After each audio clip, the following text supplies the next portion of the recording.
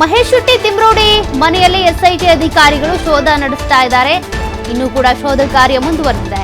ತಿಮ್ರೋಡಿ ಮನೆಯಲ್ಲಿ ಚಿನ್ನಯ್ಯನ ಮೊಬೈಲ್ ಪತ್ತೆಯಾಗಿದೆ. ನೋಡಿ, ಆತನಿಗೆ ಸಂಬಂಧಪಟ್ಟ ವಸ್ತುಗಳಲ್ಲಿ ಪ್ರಮುಖವಾದದ್ದು ಮೊಬೈಲ್. ಚಿನ್ನಯ್ಯನ ಮೊಬೈಲ್ ಅನ್ನ ವಶಕ್ಕೆ ತೆಗೆದುಕೊಂಡಿದ್ದಾರೆ ಎಸ್ಐಟಿ ಟೀಮ್. ಆರೋಪಿ ಚಿನ್ನಯ್ಯನನ್ನ ಕರೆತಂದಿದ್ದಾರೆ ಎಸ್ಐಟಿ ಅಧಿಕಾರಿಗಳು.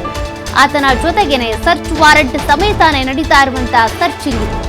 ಸದ್ಯ ನೋಡಿ, ಮಹತ್ವದ ಒಂದು ಸಾಕ್ಷ್ಯ ಸಿಕ್ಕಿದೆ. ಚಿನ್ನಯ್ಯನ ಫೋನ್, ಮೊಬೈಲ್ ಫೋನ್ ಆತನ ಮನೆಯಲ್ಲ, ಬದಲಾಗಿ ಆತನಿಗೆ ಆಶ್ರಯ ಕೊಟ್ಟಿದ್ದಂತ ತಿಮ್ರೋಡಿ ಅವರ ಮನೆಯಲ್ಲಿ ಪತ್ತೆಯಾಗಿದೆ. ಪ್ರಮುಖವಾದಂತ ಸಾಕ್ಷ್ಯ ಆಗುತ್ತೆ ಇದು. ಯಾರ್ಯಾರು ಈತನ ಜೊತೆಗೆ ಕಾಂಟ್ಯಾಕ್ಟ್ ನಲ್ಲಿದ್ರು, ಎಷ್ಟೊತ್ತು ಮಾತನಾಡ್ತಾ ಇದ್ರು, ಎಷ್ಟು ಜನರ ನಂಬರ್ ಇದೆ ಆತನ ಹತ್ರ, ಆತ ಕೊಟ್ಟಿರುವಂತ ಸ್ಟೇಟ್ಮೆಂಟ್ ನಲ್ಲಿ ನಿಜ ಇದೆಯೋ ಸುಳ್ಳಿದೆಯೋ ಅದೆಲ್ಲದಕ್ಕೂ ಕೂಡ ಪೂರಕ ಸಾಕ್ಷ್ಯ ಆಗುತ್ತೆ ಈ ಒಂದು ಮೊಬೈಲ್ ಫೋನ್. ಈಗ ಚಿನ್ನಯ್ಯನ ಮೊಬೈಲ್ ಫೋನ್ ಏನಿದೆ ತಿಮ್ರೋಡಿ ಅವರ ನಿವಾಸದಲ್ಲೇ ಪತ್ತೆಯಾಗಿದೆ. ಬಟ್ಟೆ ಬರೆ ಅದು ಬಿಡಿ, ಸೆಕೆಂಡ್ರಿ, ಆತ ಇದ್ದ ಅನ್ನೋದಕ್ಕೆ ಮೊಬೈಲೇ ಪತ್ತೆಯಾಗಿದೆಯಲ್ಲ, ಮೊಬೈಲ್ನಲ್ಲಿ ಏನೆಲ್ಲ ಸಿಗಬಹುದು ಅದನ್ನ ಗಮನಿಸಬೇಕಾಗತ್ತೆ. ಸದ್ಯ ಮಹತ್ವದ ಸುಳಿವಂತೂ ಸಿಕ್ಕಿದೆ. ತಿಮ್ರೋಡಿ ಅವರ ನಿವಾಸದಲ್ಲಿ ಆತ ಇದ್ದ ಅನ್ನೋದಕ್ಕೆ, ಜೊತೆಗೆ ಆತನ ಅಣ್ಣ, ಇದು ತಿಮ್ರೋಡಿ ಅವರ ಅಣ್ಣ ಏನಿದ್ದಾರೆ ಮೋಹನ್ ಕುಮಾರ್ ಶೆಟ್ಟಿ, ಅವ್ರ ಮನೆಗೂ ಕೂಡ ಈತ ಹೋಗ್ತಾ ಇದ್ದಂತೆ. ವೆಹಿಕಲ್ಗಳಲ್ಲಿ ಹೋಗ್ತಾ ಇದ್ರ, ನಡ್ಕೊಂಡೇ ಹೋಗ್ತಾ ಇದ್ರ, ಆತನನ್ನ ಯಾರು ಕರ್ಕೊಂಡು ಹೋಗ್ತಾ ಇದ್ರು ಚಿನ್ನಯ್ಯನನ್ನ. ಆ ಸಂದರ್ಭದಲ್ಲಿ ಮೋಹನ್ ಕುಮಾರ್ ಅವರು ಕೂಡ ತಿಮ್ರೋಡಿ ಅವ್ರ ಮನೆಗೆ ಬರ್ತಾ ಇದ್ರ. ಅವ್ರ ಪಾತ್ರ ಎಷ್ಟಿದೆ ಅದೆಲ್ಲವೂ ಕೂಡ ಬೆಳಕಿಗೆ ಬರುತ್ತೆ. ಎಸ್ಐಟಿ ಅಧಿಕಾರಿಗಳು ಸ್ಟೆಪ್ ಬೈ ಸ್ಟೆಪ್ ಎಲ್ಲವನ್ನು ಕೂಡ ಎಲ್ಲ ಆಯಾಮಗಳಲ್ಲೂ ತನಿಖೆ ಮಾಡ್ತಾ ಇದ್ದಾರೆ. ಈಗ ಸಾಕಷ್ಟು ವೇಗ ಪಡ್ಕೊಂಡಿದೆ ಈ ತನಿಖೆ. ಆತ ಕೊಟ್ಟಂತ ಪ್ರತಿಯೊಂದು ಸ್ಟೇಟ್ಮೆಂಟ್ ಅನ್ನು ಕೂಡ ಆಧಾರವಾಗಿಟ್ಕೊಂಡು ಕಾರ್ಯಾಚರಣೆಗಳು ಶುರುವಾಗಿದೆ. ಈ ಹಿಂದೆ ಏನ್ ಗುಂಡಿ ಅಗದ್ರು, ತದನಂತರದಲ್ಲಿ ಆಗಿರುವಂತ ಡೆವಲಪ್ಮೆಂಟ್ಗಳಿದಾವಲ್ಲ, ಅದು ಬಹಳ ಮಹತ್ವದ್ದು. ಆತ ಕೊಟ್ಟಿರುವಂಥ ಸ್ಟೇಟ್ಮೆಂಟ್ಗಳು, ಆತ ಬಾಯ್ಬಿಟ್ಟಿರುವಂಥ ಮಾಹಿತಿಗಳು, ಹೇಳಿರುವಂಥ ಹೆಸರುಗಳು ಅವೆಲ್ಲವೂ ಕೂಡ ಬಹಳ ಪ್ರಮುಖವಾಗುತ್ತೆ. ಅದರ ಆಧಾರದಲ್ಲಿ ಈಗ ಮಹೇಶ್ ಶೆಟ್ಟಿ ತಿಮ್ರೋಡಿ ಹೋರಾಟಗಾರರು, ನಾನು ಈ ಧಾರ್ಮಿಕ ಕ್ಷೇತ್ರದಲ್ಲಿ ಆಗಿರುವಂಥ ಹತ್ಯೆಗಳನ್ನು ಖಂಡಿಸ್ತೀನಿ ಅಂತ ಹೋರಾಟಕ್ಕೆ ಇಳಿದವರು, ಅವರ ವಿರುದ್ಧ ಬಂದಿರೋ ಆರೋಪ ಏನಪ್ಪ ಅಂದರೆ, ಈ ರೀತಿ ಸುಳ್ಳು ಸುಳ್ಳು ಕತೆ ಕಟ್ಟಿದಂಥ ಚಿನ್ನಯ್ಯನಿಗೆ ಇವರು ಆಶ್ರಯ ಕೊಟ್ಟಿದ್ರು ಅಂತ. ಮೊದಲು ಯಾರೇ ಕೇಳಿದ್ರು ಕೂಡ ಮಾಧ್ಯಮಗಳ ಮುಂದೆ ಒಬ್ಬರ ಹೆಸರು ಇನ್ನೊಬ್ರು ಬಾಯಿ ಬಿಡ್ತಾ ಇರಲಿಲ್ಲ. ಮಹೇಶ್ ಶೆಟ್ಟಿ ತಿಮ್ರೋಡಿ ಗೊತ್ತಾ ನಿನ್ಗೆ ಅಂತ ಕೇಳಿದ್ರೆ ಆಗ ಅನಾಮಿಕ ಆಗಿದ್ದಂಥ ಚಿನ್ನಯ್ಯ ಗೊತ್ತೇ ಇಲ್ಲ ಅಂತಿದ್ರು.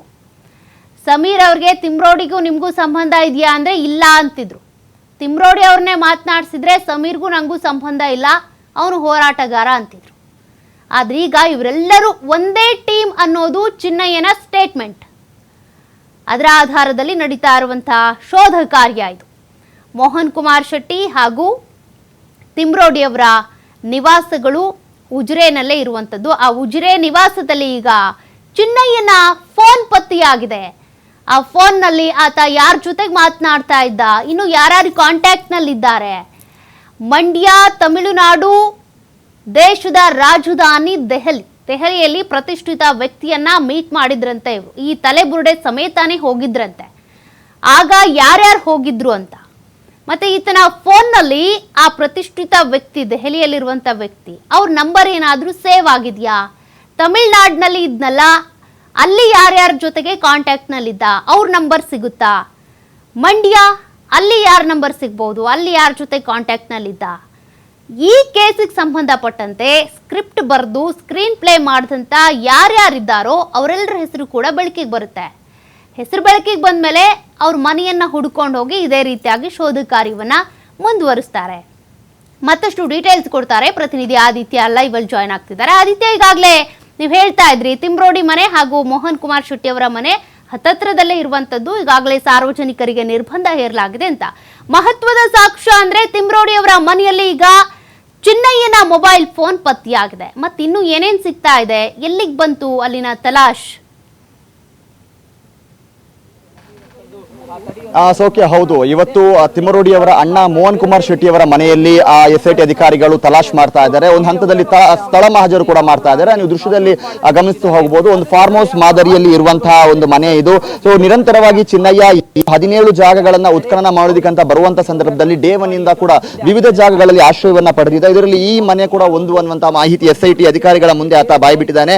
ಮತ್ತು ಆತನಿಗೆ ಸೇರಿದಂತಹ ಒಂದಿಷ್ಟು ಮೊಬೈಲ್ ಸೇರಿದಂತೆ ಅಗತ್ಯ ದಾಖಲೆಗಳು ಇಲ್ಲೇ ಇದೆ ಅನ್ನುವಂತ ರೀತಿಯಲ್ಲಿ. ಯಾಕಂದ್ರೆ ಆತ ವಕೀಲರ ಜೊತೆಗೆ ವಿಚಾರಣೆಗೆ ಹಾಜರಾಗಿದ್ದ ಸಂದರ್ಭ ರಾತ್ರೋರಾತ್ರಿ ಅಂದ್ರೆ ಬೆಳ್ಳಂಬೆಳಗ್ಗೆ ಆತನನ್ನ ವಶಕ್ಕೆ ಪಡೆಯಲಾಗಿತ್ತು. ಆ ಸಂದರ್ಭದಲ್ಲಿ ಆತ ಬರ್ತಾ ಇದ್ದ.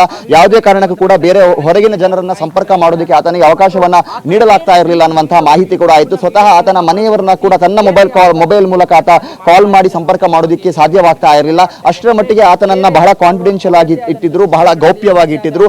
ಹಾಗಾಗಿ ಆತನ ಮೊಬೈಲ್ ಎಲ್ಲಿ ಹೋಯ್ತು ಅನ್ನುವಂಥದ್ದು SIT ಅಧಿಕಾರಿಗಳಿಗೆ ಬೇಕಾಗಿದ್ದಂತ ವಿಚಾರ. ಯಾಕಂದ್ರೆ ಆ ಮೊಬೈಲ್ ಮೂಲಕ ಆತ ಯಾರನ್ನೆಲ್ಲ ಸಂಪರ್ಕ ಮಾಡಿದ್ದ, ಈ ಪ್ಲಾನ್ ಅನ್ನ ಯಾವ ತರ ಹೆಣೆಲಾಗಿತ್ತು, ಸೊ ಆತ ಎಲ್ಲೆಲ್ಲೆಲ್ಲ ಇದ್ದ, ಯಾವ ಜಾಗಗಳಿಗೆಲ್ಲ ಹೋಗಿದ್ದ ಅನ್ನುವಂಥ ವಿಚಾರವನ್ನ ತಿಳಿದುಕೊಳ್ಬೇಕಾದ್ರೆ ಆತನ ಮೊಬೈಲ್ ಬಹಳ ಅತ್ಯಗತ್ಯವಾಗಿರುತ್ತೆ. ಹಾಗಾಗಿ SIT ಅಧಿಕಾರಿಗಳು ಇವತ್ತು ನ್ಯಾಯಾಲಯದಿಂದ ಸರ್ಚ್ ವಾರೆಂಟ್ ಅನ್ನ ಪಡೆದು ತಿಮ್ಮರೋಡಿ ಅವರ ಅಣ್ಣನ ಮನೆಯಲ್ಲಿ ಇವತ್ತು ಸರ್ಚ್ ಮಾಡ್ತಾ ಇದ್ದಾರೆ. ಅವರಿಗೊಂದು ಮೊಬೈಲ್ ಸಿಕ್ಕಿದೆ ಅನ್ನುವಂಥ ಮಾಹಿತಿಗಳು ಕೂಡ ಇದೆ. ಸೊ ಇದೇ ಮೊಬೈಲ್ ಈ ಮನೆಯಲ್ಲಿ ಇದೆ ಅನ್ನುವಂಥ ಮಾಹಿತಿಗಳು ಕೂಡ ಇದೆ. ಈತ ನಿರಂತರವಾಗಿ ಇಲ್ಲಿ ಆಶ್ರಯವನ್ನ ಪಡಿತಾ ಇದ್ದ ಅನ್ನುವಂಥ ಮಾಹಿತಿಯನ್ನ ಕೂಡ ಪಡೆದುಕೊಂಡಿದ್ದಾರೆ.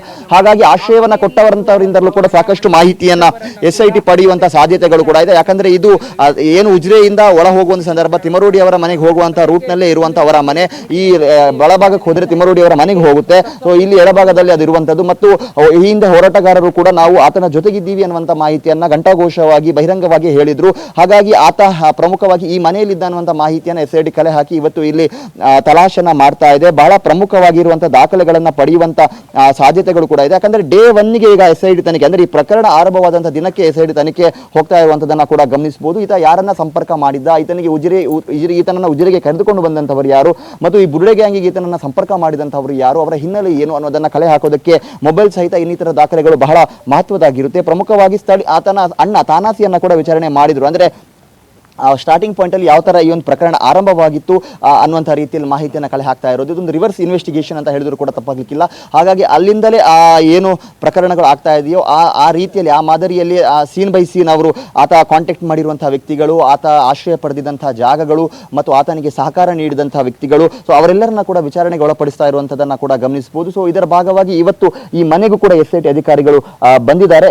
ಕೇವಲ ಆತ ಈ ಮನೆಯಲ್ಲಿ ಮಾತ್ರ ಅಲ್ಲ, ಬೇರೆ ಬೇರೆ ಜಾಗದಲ್ಲೂ ಕೂಡ ಆಶ್ರಯವನ್ನ ಪಡೆದಿದ್ದ ಅನ್ನುವಂಥ ರೀತಿಯಲ್ಲಿ ಅಂದ್ರೆ ಆತನ ಇರುವಿಕೆಯನ್ನ ಬಹಳ ಗೌಪ್ಯವಾಗಿ ಇಡಲಾಗಿತ್ತು, ಬಹಳ ಕಾನ್ಫಿಡೆನ್ಷಿಯಲ್ ಆಗಿ ಅದನ್ನ ಇಡಲಾಗಿತ್ತು. ಸೊ ಈ ಒಂದು ಜಾಗ ಮಾತ್ರನಾ ಅಥವಾ ಬೇರೆ ಜಾಗನೂ ಇದೆಯಾ ಅನ್ನುವಂಥ ರೀತಿಯಲ್ಲೂ ಕೂಡ ಈಗ ಅನುಮಾನಗಳು ಮೂಡ್ತಾ ಇರೋದು. ಸೊ ಸಾಕಷ್ಟು ಹೊತ್ತುಗಳ ಕಾಲದಿಂದ ಅಂದ್ರೆ ಸುಮಾರು ಅರ್ಧ ಗಂಟೆಯಿಂದ ಇಲ್ಲೇ SIT ಅಧಿಕಾರಿಗಳು ಇಲ್ಲಿ ವಿಚಾರಣೆಯನ್ನ ಮಾಡ್ತಾ ಇದ್ದಾರೆ. ಒಂದು ವಾಹನ ಕೂಡ ಹೊರಡ್ತಾ ಇರುವಂತದನ್ನ ನೀವು ಗಮನಿಸಬಹುದು. ಹಾಗಾಗಿ ಈ ಮುಂದಕ್ಕೆ ಬೇರೆ ಜಾಗಕ್ಕೆ ಏನಾದರೂ ಹೋಗುವಂತ ಸಾಧ್ಯತೆಗಳು ಇದೆಯಾ ಅನ್ನುವಂಥ ರೀತಿಯಲ್ಲೂ ಕೂಡ ಕಾಣಿಸ್ತಾ ಇದೆ. SIT ಅಧಿಕಾರಿಗಳ ತಂಡವೇ ಇಲ್ಲಿ ಬಂದಿದೆ. ಬೇಕಾದಂತ ಎಲ್ಲ ಭದ್ರತೆಗಳನ್ನ ಕೂಡ ಇಲ್ಲಿ ನಿಯೋಜನೆ ಮಾಡಿರುವಂತದನ್ನ ಕೂಡ ನಾವು ಗಮನಿಸಬಹುದು. ಯಾಕಂದ್ರೆ ಮೊನ್ನೆಯ ದಿವಸ ಬಹಳ ಇಕ್ಕಟ್ಟಿನ ಜಾಗ ಇದು. ಸಾಕಷ್ಟು ಇಲ್ಲಿ ಏನಾದರೂ ಜನಗಳು ಸೇರಿ ಬಹಳ ಅಹಿತಕರ ಘಟನೆಗಳು ಅಥವಾ ಆಕ್ಷೇಪಗಳು, ಪ್ರತಿರೋಧಗಳು ವ್ಯಕ್ತವಾಗುವಂತ ಸಾಧ್ಯತೆ ಇರುತ್ತೆ. ಹಾಗಾಗಿ ಇವತ್ತು ಇಲ್ಲಿ ಎಂಟ್ರಿ ಕೊಡುವಂತ ಸಂದರ್ಭ ಎಲ್ಲಾ ರೀತಿಯ ತಯಾರಿಗಳನ್ನು SIT ಮಾಡಿಕೊಂಡೇ ಬಂದಿದೆ. ಪ್ರಮುಖವಾಗಿ ಇಲ್ಲಿ ರಿಸರ್ವ್ ಪೊಲೀಸರನ್ನ ನಿಯೋಜನೆ ಮಾಡಲಾಗಿತ್ತು ಮತ್ತು ಭದ್ರತೆಗೆ ಬೇಕಾದಂತ ಎಲ್ಲ ವ್ಯವಸ್ಥೆಗಳನ್ನ ಮಾಡಲಾಗಿತ್ತು. ಆ ಬಳಿಕವೇ SIT ಅಧಿಕಾರಿಗಳು ಇಲ್ಲಿ ಎಂಟ್ರಿಯನ್ನ ಪಡಿತಾರೆ. ಆ ಅನಾಮಿಕನನ್ನ ಕೂಡ ನಾರ್ಮಲ್ ಆಗಿ ಅವರು ಯಾವ ತರ ಉತ್ಖನನಕ್ಕೆ ಕರೆದುಕೊಂಡು ಹೋಗ್ತಾ ಇದ್ರು ಅದೇ ರೀತಿಯಲ್ಲಿ ಇಲ್ಲಿಗೂ ಕೂಡ ಆತನನ್ನ ಕರೆದುಕೊಂಡು ಬಂದಿರುವಂತದ್ದು ಕೂಡ ಇದೆ.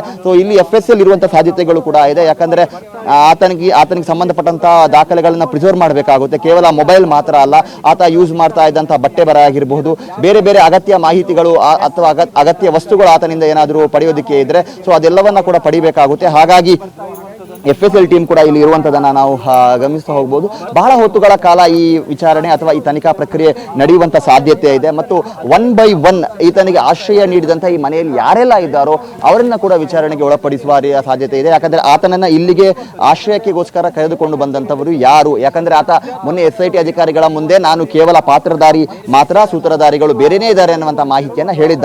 ಹಾಗಾಗಿ ಈ ಆಧಾರದಲ್ಲೂ ಕೂಡ ತನಿಖೆ ನಡೀತಾ ಇದೆ. ಒಂದಿಷ್ಟು ಜನರ ಹೆಸರನ್ನ ಹೇಳಿರುವಂತ ಸಾಧ್ಯತೆಯಿಂದಾಗಿ ಸೊ ಆತ ಇಲ್ಲಿ ಬಂದು ಇರೋದಕ್ಕೆ ಕಾರಣ ಏನು, ಯಾಕಂದ್ರೆ ನಾಡಿನ ದಿವಸ ಇಲ್ಲಿ ಯಾರಾದರೂ ಸೂತ್ರಧಾರಿಗಳು ಇದ್ರೆ ಆಶ್ರಯ ಕೊಟ್ಟಂತ ಆಧಾರದಲ್ಲಿ ಅವರನ್ನ ವಶಕ್ಕೆ ಪಡೆಯುವುದಕ್ಕೆ ಸಾಧ್ಯತೆಗಳು ಬಹಳ ಕಡಿಮೆ ಇದೆ. ಯಾಕಂದ್ರೆ ಆತ ವಿಟ್ನೆಸ್ ಪ್ರೊಟೆಕ್ಷನ್ ಆಕ್ಟ್ ನಡಿಯಲ್ಲಿ ಸೆಕ್ಯೂರಿಟಿಯನ್ನ ಪಡೆದೇ ಬಂದಿರೋದು. ಹಾಗಾಗಿ ಕಾನೂನಾತ್ಮಕವಾಗಿ ರಕ್ಷಣೆ ಮತ್ತು ಪೊಲೀಸರು ಎಸ್ಕಾರ್ಟ್ ಕೊಟ್ಟಿರುವಂತಹ ಒಬ್ಬ ವ್ಯಕ್ತಿಗೆ ನಾವು ಯಾಕೆ ಆಶ್ರಯವನ್ನ ನೀಡಬಾರದು, ಕೊಡೋದ್ರಲ್ಲಿ ಏನ್ ತಪ್ಪಿದೆ, ಆತನ ವಕೀಲರು ನಮ್ಮನ್ನ ಸಂಪರ್ಕ ಮಾಡಿದ್ರು, ಆ ಕಾರಣಕ್ಕೋಸ್ಕರ ನಾವು ಆಶ್ರಯ ಕೊಟ್ಟಿವಿ ಅನ್ನುವಂಥದ್ದನ್ನ ಹೇಳುವಂತ ಸಾಧ್ಯತೆಗಳು ಕೂಡ ಇದೆ.